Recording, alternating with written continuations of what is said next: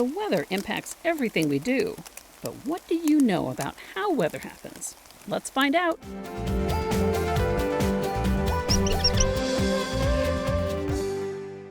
Why are we so wet? Because it's raining? Why is it raining here?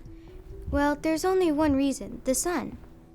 That's right. You can blame today's weather on the sun. The sun heats the atmosphere, or the blanket of air surrounding the Earth. But the sun doesn't warm the Earth evenly.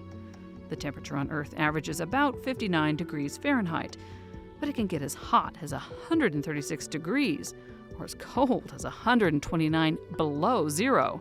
And the differences in temperature results in changes in the weather. So weather is defined as the state of the atmosphere at a particular time and place.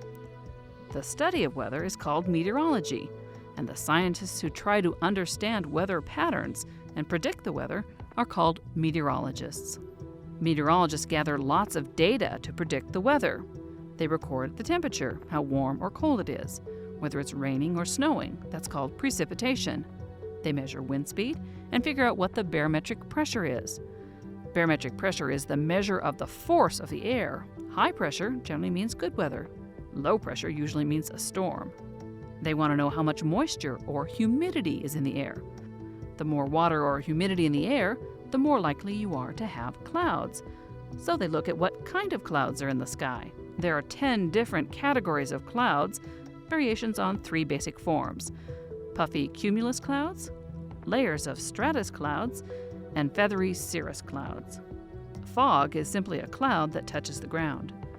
And when there's enough moisture and the right temperature and the right amount of pressure, you can get rain or snow or other kinds of precipitation. And when conditions are just right, you can have some pretty violent weather.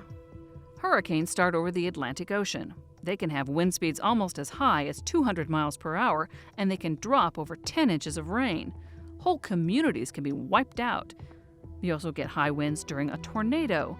A tornado is a swirling funnel of air that descends from a cloud. Tornado winds can get as high as 250 miles per hour. Lots of scientists like to chase tornadoes so they can study them.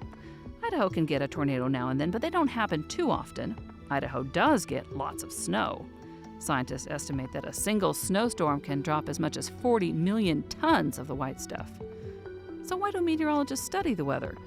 Meteorologists like to try to predict the weather for lots of good reasons: to help farmers know when to plant or harvest, to help you know what to wear to school. Scientists can warn residents about the path of a hurricane or when flash flooding might happen. Meteorologists also study how humans change the weather with things like global warming. But mostly, meteorologists try to forecast the weather to save people's lives and property.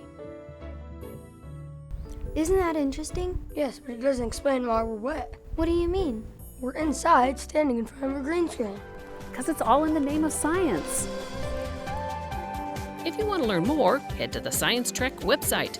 You'll find facts, links, games, material for educators and parents, and much more. You'll find it all at sciencetrek.org.